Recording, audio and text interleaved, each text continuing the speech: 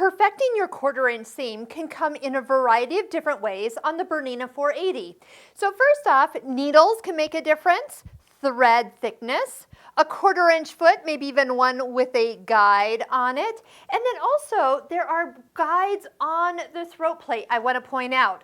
And if you'd like, purchase a straight stitch throat plate to really keep everything guided wonderfully. So let's start with the needles. I think needles make all the difference when stitching. So something in the sharp category. This is a microtex needle. This is a quilting needle. And by its name, I really wish it said PC needles, but this is a size 75.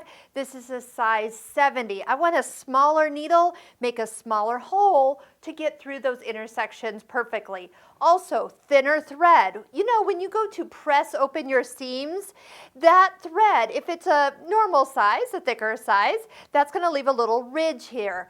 If you have a thinner thread, like an Aurifil weight thread, this is about 60 weight, it's going to lay perfectly flat and really give you the accurate seam allowance that you're looking for. So partnering the thinner thread with the sharp, smaller needles is a good place to start.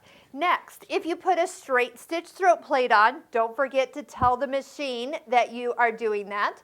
You will want to go to the 9mm area, choose 0 millimeters, and then that way you will have a locked in position so you don't break any needles. Now, I'm actually going to take this off because there is one element that you might like once you put a 1/4 inch foot on.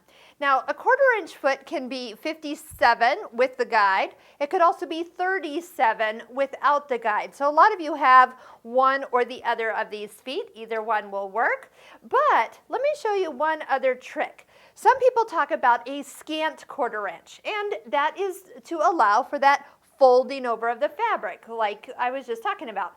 But one of the things you can also do, if you look at your throat plate, there's a small little guide at 1/4 inch. Now I say small because it is short and it sits right in front of that feed dog. If you keep your fabric on the left side of that guide, that will assist in getting that scant 1/4 inch, really keeping you from drifting too far into that guide, which is great, but sometimes you need to kind of allow for that little opening in between the foot and the guide. Not that there's a big opening, but it's enough over time. It could make your blocks not turn out the size you want them.